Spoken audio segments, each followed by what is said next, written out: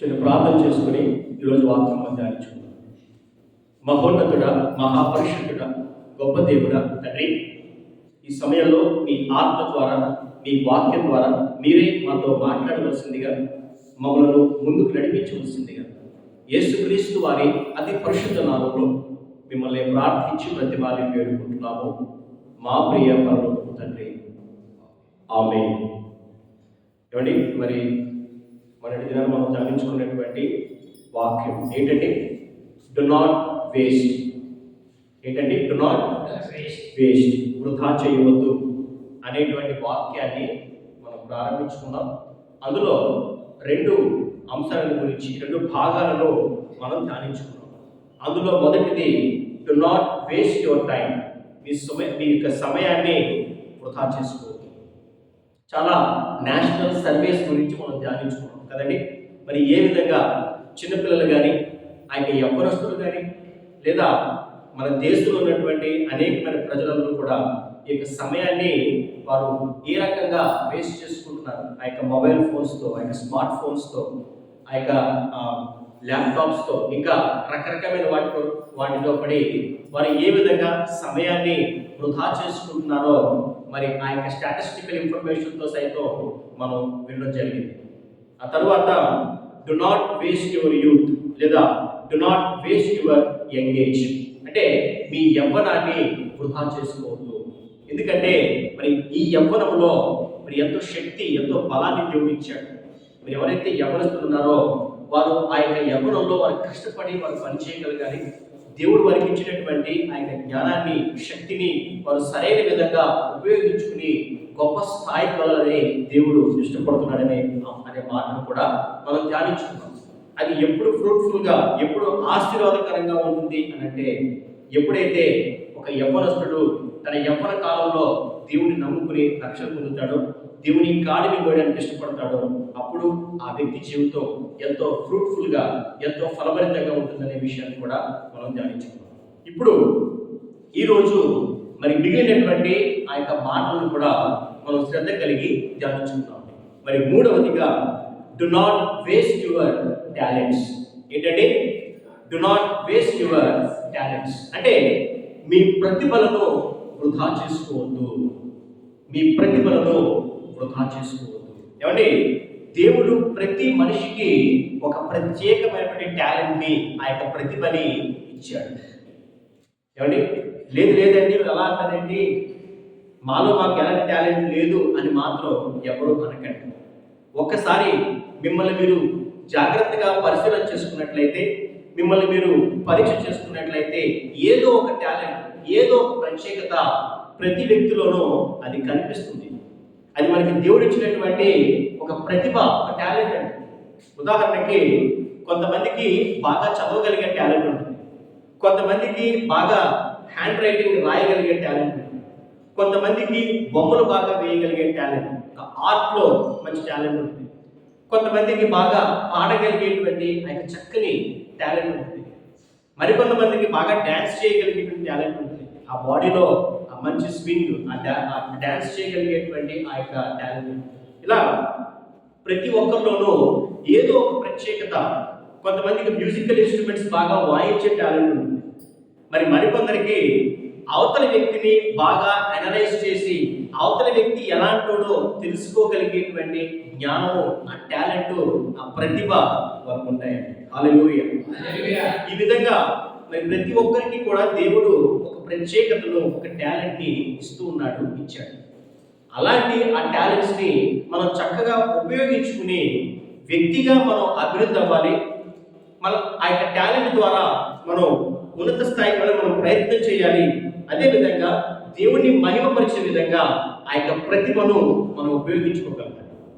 ఉదాహరణకి క్రికెట్ అనే గేమ్లో మనం చూసినట్లయితేనండి, ఈ క్రికెట్లో చాలామంది గొప్ప గొప్ప ఆటగాళ్ళు ఉన్నారు. చాలా గొప్ప ఆటగాళ్ళు ఉన్నారు. వివిధ దేశాల నుంచి వాళ్ళు ఆ యొక్క కంట్రీస్ని రిప్రజెంట్ చేస్తూ చాలా చక్కగా ఆడగలిగేటువంటి టాలెంటెడ్ ప్లేయర్స్ ఉన్నారు. ఎంతమంది ఉన్నప్పటికీ కూడా సచిన్ టెండూల్కర్ ఈ స్పెషల్ కదండి. సచిన్ టెండూల్కర్ అనే వ్యక్తి, ఆ యొక్క క్రికెటర్ చాలా ప్రత్యేకమైన వాడు. ఎందుకంటే ఆయన ఉన్నటువంటి గొప్ప టాలెంట్తో పాటు ఆయనకున్న కొన్ని లక్షణాలు ఏంటంటే he is very discipline and very hard working. ఏంటంటే ఆయనకి ఎంతో టాలెంట్ ఉంది, టాలెంట్తో పాటు ఎంతో డిసిప్లిన్ ఉంది, ఎంతో హార్డ్ వర్క్ ఉంది. ఒకవేళ నిజంగా గొప్ప టాలెంట్ ఉండి డిసిప్లిన్ కనుక లేకపోతే, ఆ యొక్క హార్డ్ వర్కింగ్ అంటే కష్టపడి పని చేయగలిగేటువంటి ఆ యొక్క తత్వం లేకపోతే ఎంత టాలెంట్ ఉన్నా ప్రయోజనం ఉండదండి. మన జీవితంలో కూడా మనకి దేవుడు ఇచ్చినటువంటి ఆ యొక్క టాలెంట్ బట్టి మనం సంతోషించాలి. దానితో పాటు మనం శ్రద్ధ కలిగి ఆ డిసిప్లిన్ కలిగి దాన్ని మనం ఉపయోగించుకోగలగాలి. రెండవదిగా కష్టపడి మనం దాని మీద ఎఫర్ట్ పెట్టి ఎప్పుడైతే మనం కష్టపడతామో ఆ టాలెంట్ అనేది, ఆ యొక్క ప్రతిభ, ఆ యొక్క ప్రత్యేకత మన జీవితాలకు ఆశీర్వాదకరంగా ఉంటుంది. హల్లెలూయా, హల్లెలూయా. మరి మనం ఆత్మీయంగా కూడా కొన్ని వాక్యములు చదువుకున్నట్లయితే, when we see spiritually also, మనం బైబిల్లో చూసినట్లయితే ప్రతి ఈవియు, ప్రతి వరమును పరలోక సంబంధమైనది, అది తండ్రి యొద్ద నుండి, మన ప్రభు అయినటువంటి తండ్రి యొద్ద నుండి వచ్చింది అని దేవుని వాక్యంలో స్పష్టంగా రాయబడిందండి. ఆ మాట మనం చదువుకున్నట్లయితే యాకోబు పత్రిక మొదటి అధ్యాయము 17వ వచనం మనం చదువుకున్నట్లయితే, జేమ్స్ చాప్టర్ 1 వర్స్ 17. శ్రేష్టమైన ప్రతి ఈవియు సంపూర్ణమైన ప్రతి వరమును పరసంబంధమైనదే జ్యోతిర్మయులకు తండ్రి యొద్ద నుండి వచ్చును. ఆయన యందు ఏ చంచలత్వమైనను గమనముల వలన కలుగు ఏ ఛాయ అయినను లేదు. చదవబడినటువంటి ఈ వాక్యంలో స్పష్టంగా రాయబడిందండి. శ్రేష్టమైన ప్రతి ఈవియు సంపూర్ణమైన ప్రతి వరమును పరసంబంధమైనదై జ్యోతిర్మయుడకు తండ్రి యొద్ద నుండి వచ్చును. ఆ యొక్క ప్రత్యేకమైనటువంటి ఆ టాలెంట్స్, ఆ గిఫ్ట్స్ అనేవి మన దేవుడు, మన పరలోకపు తండ్రి మనకు బహుమానంగా ఇస్తున్నాడండి. ఆ యొక్క టాలెంట్స్ని, ఆ యొక్క ప్రతిభను, ఆ యొక్క ప్రత్యేకతను మనం ఎంతో జాగ్రత్తగా కాపాడుకోవాలి. అదేవిధంగా దాన్ని ఎంతో చక్కగా వినియోగించుకుంటూ మనము ఎదగాలి. మనతో పాటు 10 మందికి మనం ఆశీర్వాదకరంగా ఉండగలగాలి. హల్లెలూయా, హల్లెలూయా. బైబిల్ గ్రంథంలో సంసోను అనే వ్యక్తి జీవితాన్ని మనం ధ్యానించినట్లయితే, ఈ సంసోను అనే వ్యక్తి ఎంతో బలాఢ్యుడు, ఎంతో బలవంతుడు. ఆయన ఎంత బలవంతుడు అంటే, ఒక పచ్చి గాడిద దవడ ఎముకతో, ఒక గాడిద యొక్క దవడ ఎముకతో 1000 మంది ఫిలిష్తీయుల్ని హతమార్చినంత బలవంతుడు. ఈయన బలం చాలా గొప్పదండి, చాలా బలవంతుడు. కానీ ఒకానొక సమయంలో దేవునికి విధేయుడిగా ఉండకుండా దెలీలా అనే స్త్రీని మోహించి ఆమె దగ్గరికి వెళ్తూ తన బలానికి సంబంధించిన రహస్యాన్ని జాగ్రత్తగా కాపాడుకోకుండా ఆమెకు దాన్ని చెప్పేస్తాడు. ఎప్పుడైతే ఈ దెలీలా అనే స్త్రీకి తన యొక్క బలానికి సంబంధించినటువంటి ఆ యొక్క రహస్యాన్ని చెప్పేస్తాడో, ఆమె ఈ యొక్క సంసోనును తన ఒడిలో పడుకోబెట్టుకుని మొత్తం ఆ చుట్టంతటిని కూడా తొలగింప చేసి తన బలవంతా కోల్పోయే విధంగా చేస్తాడు. ఆ తర్వాత సంసోను ఎంతో అవమానానికి గురైనట్లుగా కూడా మనం బైబిల్లో చూస్తాం. దీనికి కారణము దేవుడు సంసోనుకి ఇచ్చినటువంటి ఆ యొక్క ప్రత్యేకమైనటువంటి ఆ యొక్క బలానికి సంబంధించిన రహస్యాన్ని జాగ్రత్తగా కాపాడుకోవడం కదండి. దేవుడు తనకిచ్చినటువంటి ఆ యొక్క ప్రత్యేకతను బట్టి దేవునికి నమ్మకమైన సాక్షిగా జీవిస్తూ, దేవుడు చెబుతున్నట్లుగా జీవించడం మానేసి, మరి ఆ స్త్రీలను మోహిస్తూ ఆ స్త్రీ దగ్గరికి వెళ్తూ తను చెప్పినట్లుగా చేయడము మరి సంసోనుకి శాపంగా మారింది. ఈరోజు మన జీవితంలో మనకి దేవుడు ఎన్నో గొప్ప టాలెంట్స్ ఇస్తున్నాడు, ఎంతో విలువైన జీవితాన్ని దేవుడు ఇచ్చాడు. ఈ విలువైన జీవితంలో మనకి దేవుడు ఇచ్చినటువంటి ఆ యొక్క ప్రత్యేకమైనటువంటి ఆ యొక్క ప్రతిభలను, ఆ యొక్క టాలెంట్స్ ని మనం చక్కగా వినియోగించుకోవాలని మన దేవుడు ఇష్టపడుతున్నాడు. హల్లెలూయా. ఆ వాక్యం చదువుకున్నట్లయితేనండి, జడ్జెస్ చాప్టర్ 16 వర్స్ 19, న్యాయమంత్రుల గ్రంథము 16వ అధ్యాయము 19వ వాక్యం మనం చదువుకున్నట్లయితే 16-19. ఆమె తన తొడ మీద అతని నిద్రపుచ్చి ఒక మనుష్యుని పిలిపించి అతని తల మీద 7 జడలను క్షౌరము చేయించి అతన్ని బాధించుటకు మొదలుపెట్టెను. అప్పుడు అతనిలో నుండి బలము తొలగిపోయాను. చూసారండి, ఇక్కడ ఎప్పుడైతే ఆ రహస్యాన్ని తిరిగి తెలుసుకుందో అప్పుడు అంతకు ముందే ఈ యొక్క ఫిలిష్తీయులతో బేరం మాట్లాడేస్తుంది, నాకు అనిపిస్తారని చెప్పి.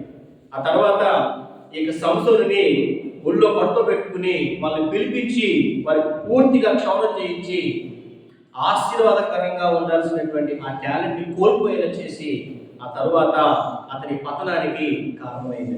ఈరోజు కూడా మరి చాలా మంది ఎంతో గొప్ప టాలెంట్ ఉంది, ఎంతో గొప్ప ప్రతిభ ఉంది, కానీ ఆ ప్రతిభను గుర్తించకపోవడం వల్ల, దాన్ని చక్కగా వినియోగించుకోకపోవడం వల్ల వారి జీవితాల్లో వారు వెనకబడుతున్నారండి. అలా ఉండకూడదని దేవుడు ఆయన వాక్యం ద్వారా తెలియజేస్తున్నాడు. 4వ అంశంగా మనం చూసినట్లయితే, do not waste the God's purpose in your life. ఏంటంటే, do not waste the God's purpose in your life అంటే మీ జీవితం పట్ల దేవుని యొక్క ఉద్దేశాన్ని వృధా చేయవద్దు. మన జీవితం పట్ల మన ప్రభువుకి ఒక ప్రత్యేకమైన తలంపు ఉంటుంది, ఒక ప్రత్యేకమైన ఏర్పాటు ఉంటుంది. అది మన జీవితంలో జరిగే విధంగా మనం జీవించాలి, కానీ అది జరగకుండా అది పోయే విధంగా, అది కోల్పోయే విధంగా ఎప్పుడు మనం ఉండకూడదండి. ప్రతి ఒక్కరి పట్ల కూడా దేవుడు ఒక ప్రత్యేకమైన ఉద్దేశాన్ని ఆయన కలిగి ఉన్నాడు.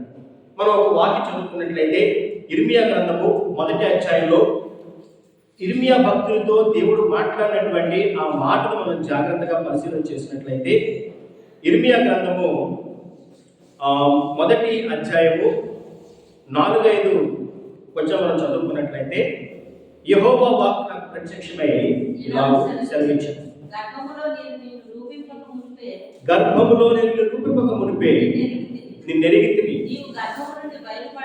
నీవు గర్భము నుండి బయలుపడక మునిపే నేను నిన్ను ప్రతిష్ఠితిని, జనములకు ప్రవక్తగా నిన్ను నియమించితిని. హల్లెలూయా, హల్లెలూయా. కాబట్టి ఈ ఆశీర్వాదము, ఈ యొక్క వాక్యము కేవలం ఇర్మియా భక్తునికి మాత్రమే అని అనుకోకూడదండి. ఇక్కడ ఇర్మియా భక్తులతో దేవుడు ఆయన వాక్కు ద్వారా మాట్లాడాడు. ప్రతి ఒక్కరితోనూ దేవుడు ఆయన వాక్యం ద్వారా చెప్తున్నాడు. ప్రతి ఒక్కరి పట్ల దేవుడు ఒక ప్రత్యేకమైన తలంపును, ఒక ఏర్పాటును కలిగి ఉన్నాడు. ఎప్పుడో తెలుసా అండి, మనం పుట్టక మునిపే, తల్లి గర్భంలో మేము ఉరిమిపడక మునిపే మన పట్ల దేవుడు ఒక ప్రత్యేకమైన ఏర్పాటును కలిగి ఉన్నాడు. హల్లెలూయా. దాన్ని ఎప్పుడు కూడా మన జీవితంలో మనం వ్యర్థపరచుకోకూడదు. ఉదాహరణకి మీకు ఒక ఆయన గురించి చెప్పాలని ఇష్టపడుతున్నాను. ఆయన పేరు లూయిస్ బ్రెయిలీ. ఎవరండి? Louis Braille. ఈయన 1809వ సంవత్సరంలో ఈయన జన్మించారు. ఈయన పుట్టుకతో ఆయన గుడ్డివాడు కాదండి. ఈ లూయిస్ బ్రెయిలీ అనే ఆయన పుట్టుకతో గుడ్డివాడు కాదు, కానీ తనకి 3 సంవత్సరాల వయసులో తన తండ్రి పనిచేసేటువంటి ఆ యొక్క వర్క్షాప్లోకి చిన్న బిడ్డగా ఉన్నప్పుడు అక్కడికి మామూలుగా వెళ్ళాడు. అక్కడ ఉన్నటువంటి ఆ వస్తువులతో ఆడుకుంటా ఉంటే అక్కడ ఒక ఓల్ కనిపించింది. ఓల్ అంటే ఈ కార్పెంటర్స్ పనిచేసేటువంటి ఒక పరికరం అండి. దాంతో వాళ్ళు ఏం చేస్తారంటే ఈ చెక్కలకి వాళ్ళు బెజ్జలు పెడుతుంటారు అన్నమాట. ఆ యొక్క ఓల్తో వాళ్ళు ఆడుతూ ఉన్నారు. దాన్నే తెలుగులో అరే అంటారు. అరెతో ఆడుతున్నాడు. తెలియక ఏం చేశాడంటే దాంతో తన కంట్లో కొట్టేసుకున్నాడు. ఆ 3 సంవత్సరాల చిన్నపిల్లాడు ఆ యొక్క తెలియని వయసులో ఒక కంట్లో ఆ అరెతో, ఆ యొక్క ఔల్తో కొట్టేసుకున్నాడు. మీ అందరికీ తెలుసు 1809 అంటే ఎలాంటి మెడికల్ ఫెసిలిటీస్ లేవు అప్పట్లో కదండి. అలాంటి పరిస్థితుల్లో ఒక కంట్లో అయినటువంటి ఆ గాయానికి సంబంధించిన ఇన్ఫెక్షన్ 2వ కంటికి కూడా అది సాధ్యం. 2వ కంటికి కూడా అది వచ్చేసింది. ఎప్పుడైతే ఆ ఇన్ఫెక్షన్ అయిపోయిందో 5 సంవత్సరాల వయసులోనే ఈ లూయిస్ బ్రెయిలీ అనే ఆయన తన కంటి చూపుని పూర్తిగా కోల్పోయాడు. అప్పటి వరకు ప్రపంచాన్ని చూడగలిగాడు, కానీ 5 ఏళ్ల వయసులోనే తన జీవితంలో అంత అంధకారం, అంత చీకటి అయిపోయింది. ఆ తర్వాత ఏదో చేయాలనే ఒక తపనతో, ఏదో చదవాలనే ఆశతో ప్రయత్నం చేసినా మరి కంటి చూపు లేకపోతే ఎలా సాధ్యమండి? అయినప్పటికీ పట్టుదల వదలకుండా కష్టపడి చదవడం ప్రారంభించాడు. తన యొక్క ఎడ్యుకేషన్ అంతటి కూడా అభివృద్ధి అవుతూ ఉన్నాడు. మరి ఈ యొక్క కంటి చూపు లేకుండానే చదవగలిగే ఒక టెక్నిక్ని ఆయన ప్రారంభించాడు. దాన్నే ఒక హ్యాండ్ రైటింగ్ సిస్టమ్ని, ఆ రైటింగ్ సిస్టమ్ని కేవలం వినడం ద్వారా లేదా ముట్టుకోవడం ద్వారా, టచ్ ద్వారా ఈ రైటింగ్ సిస్టమ్ని ఆయన ప్రారంభించాడు. దాన్నే బ్రెయిలీస్ ఆల్ఫాబెట్ అంటాం. ఆ బ్రెయిలీ ఆల్ఫాబెట్, బ్రెయిలీ లిపి అని మనం పెట్టాం. అంటే తన జీవితంలో కలిగినటువంటి ఆ యొక్క కష్టము, ఆ యొక్క ఇబ్బంది, దాన్ని బట్టి కృంగిపోలేదండి. ఈ జీవితం వ్యర్థం, ఇంకా నాకు జీవితమే లేదు, నాకు బ్రతికే లేదు, నాకు మరణమే శరణం అని అనుకోలేదు. తన జీవితంలో తనకు ఎదురైనటువంటి సమస్యలకు ఎదురాడి పోరాడాడు. జీవితంలో గొప్ప స్థాయికి వెళ్ళాడు. దాంతో పాటు ఎంతో మంది పిల్లలకు, చీకటి ఉన్న పిల్లలకు వెలుగునిచ్చాడు. హల్లెలూయా. ఎంతో మంది భావితరాలకు ఆ పిల్లలకు మార్గదర్శకంగా మారాడు. ఈరోజు మరి కంటి చూపులేని పిల్లలను కూడా చదవగలుగుతున్నారు, రాయగలుగుతున్నారంటే అది ఈ బ్రెయిలీ లిపి ద్వారానే సాధ్యపడుతుంది. ఇలా మన జీవితంలో మనకి దేవుడు ఇచ్చినటువంటి ఆ యొక్క ప్రత్యేకత, మన జీవితం పట్ల దేవుడు కలిగినటువంటి ఆ యొక్క ప్రత్యేకమైన ఉద్దేశాన్ని మనం గ్రహించాలి. దుష్టుడైన అపవాది దాన్ని ఎలా నాశనం చేయాలా, మన జీవితాన్ని మరి ఏ రకంగా దాన్ని చిన్నాభిన్నం చేయాలని చెప్పి వాడు ప్రయత్నం చేస్తూ ఉంటాడు. కాబట్టి మన జీవితంలో మనం ఎప్పుడు గుర్తుపెట్టుకోవాలి, మన జీవితం పట్ల, మన బ్రతుకు పట్ల దేవుడు ఒక ప్రత్యేకమైన తలంపును కలిగి ఉన్నాడు. దాన్ని ఎప్పుడు మనం వృధాపరచుకోకూడదు. నేను వేస్ట్, నా జీవితంలో నేను ఏమి చేయలేను అని మాత్రం ఎప్పుడు అనుకోకండి. మరి ఐదవదిగా మనం చూసినట్లయితే do not waste your life. ఐదవదిగా ఏంటండి? Do not waste your life. ఏమండి, మనకి దేవుడు విలువగా ఇచ్చినటువంటి మన జీవితాన్ని మనం వృధా చేసుకోకూడదు కదండి. ఈ ప్రజెంట్ జనరేషన్లో మరి చాలామంది చిన్న చిన్న కారణాలకే నేను చనిపోతాను, సూసైడ్ చేసుకుంటాను అని వారు చెబుతున్నారు. కొంతమంది చేస్తున్నారు కూడా. అది ఎంత మాత్రం సరైన పద్ధతి కాదండి. అది చాలా తప్పు, చాలా పెద్ద పొరపాటు. ఎందుకంటే మరి అనొచ్చు కొంతమంది, ఏమంటే మా జీవితంలో ఉన్నటువంటి కష్టాలు, మా జీవితంలో ఉన్నటువంటి ఇబ్బందులు మీకేం తెలుసు, మీకు తెలిస్తే ఈ రకంగా మాట్లాడరు అని అనుకోవచ్చు. ఏమంటే మీ జీవితంలో ఎంత కష్టమైనా ఉండొచ్చు, ఎంత ఇబ్బంది అయినా ఉండొచ్చు, కానీ చీకటిని వెలుగుగా మార్చగలిగే దేవుడిని మీరు ఆశ్రయించినట్లయితే, రక్షకుడైన యేసుక్రీస్తు ప్రభు పాదాల దగ్గరికి మీరు రాగలిగితే ఆయన ఎలాంటి చీకటినైనా వెలుగుగా మార్చగల సమర్థుడు. హల్లెలూయా, హల్లెలూయా. అది ఎంత పెద్ద ఇబ్బంది అయినా, ఎంత పెద్ద స్థిరమైన, ఎంత పెద్ద అనారోగ్య సమస్య అయినా అందులో నుంచి మిమ్మల్ని విడిపించి మీకు సంపూర్ణ ఆరోగ్యాన్ని, శక్తిని అనుగ్రహించగల సమర్థుడు నేను ఆరాధిస్తున్నటువంటి యేసుక్రీస్తు ప్రభు. హల్లెలూయా, హల్లెలూయా. కాబట్టి బైబిల్ గ్రంథంలో యేసుక్రీస్తు ప్రభు ఆయన జీవించినటువంటి కాలంలో 12 మంది అపోస్తలుల్ని, 12 మంది శిష్యుల్ని ప్రభు ఏర్పరచుకున్నారండి. వారందరినీ కూడా ఎంతో ప్రేమతో ఆయన ఏర్పరచుకుని దేవుని పరిచర్యలో యేసుక్రీస్తు ప్రభు తర్వాత ఆ పరిచర్య భారాన్ని వారికి అప్పగించడం కోసం వారందరినీ కూడా దేవుడు ఏర్పరచుకున్నాడు. మన ప్రభు అయిన యేసు ప్రభు వారిని ఏర్పరచుకున్నాడు. ఆ 12 మందిలో ఒకరైనటువంటి ఇస్కరియోతు యూదా వాస్తవానికి పరలోకమందు 12 గోత్రపు సింహాసనాల మీద కూర్చోవలసినటువంటి, ఒక సింహాసనం మీద కూర్చోనటువంటి ఇస్కరియోతు యూదా కేవలము 30 వెండి నాణాలకు కక్కుర్తిపడి, ఆయన డబ్బుకు ఆశపడి యేసుక్రీస్తు ప్రభుని అమ్మేసి ఆయన అప్పగించి, ఆ తర్వాత ఒక నిర్దోషిని నేను అప్పగించానే, నిర్దోషి చావుకు నేను కారణమయ్యానే అనే బాధతో ఉరిపోసుకుని చనిపోయాడు. తన జీవితాన్ని వ్యర్థపరుచుకున్నాడు. ఏమండి, నిజంగా ఆ వ్యక్తి ఆ రకంగా ప్రవర్తించుండకపోతే, తన జీవితంలో ఆ యొక్క పిలుపును గౌరవించి దేవుని కొరకు నమ్మకంగా జీవించగలిగితే ఆ 12 సింహాసనాల్లో ఒక సింహాసనం మీద ఆయన కూర్చుండేవాడు నిత్యము, నిరంతరం. హల్లెలూయా, హల్లెలూయా. ఈరోజు మనం ఇంకా సజీవంగానే ఉన్నాం.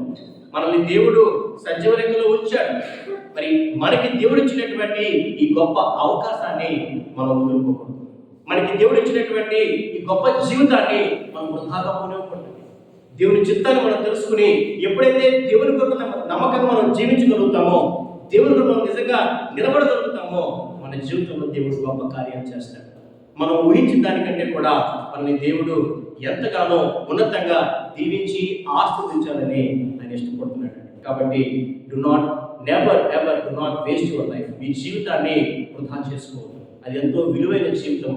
దేవుడు తన స్వరూపమందు మనల్ని సృష్టించాడండి. అంత ఆధిక్యతను, అంత ప్రేమను మన పట్ల దేవుడు కలిగి ఉన్నాడు. కాబట్టి విలువైనటువంటి ఈ జీవితాన్ని మనం గౌరవించాలి. దేవుని వాక్యానుసారంగా మనం జీవించాలి. దేవుని కొరకు ఇష్టలుగా మనం జీవించాలి. మరి దేవుడు చెబుతున్నటువంటి ఇక 5 మాటలను కూడా మన యొక్క హృదయాల్లో మనం దాచిపెట్టుకుందాం. దేవుని వాక్యానుసారంగా మనం జీవిద్దాం. దేవుని కొరకు నమ్మకమైన సాక్షులుగా మనం జీవిద్దాం. దేవుడు తన పరిశుద్ధ వాక్కును దీవించి ఆశీర్వదించాడు. ఆమేన్. ప్రార్థన చేసుకుందాం. మహోన్నతుడా, మహాపరిశుద్ధుడా, గొప్ప దేవుడా, ఇదిగో నాయన ప్రభువా, విత్తబడినటువంటి ఈ వాక్యము మా హృదయాల్లో నాటపడి ఫలింపచేయుటకు సహాయం దయచేయండి.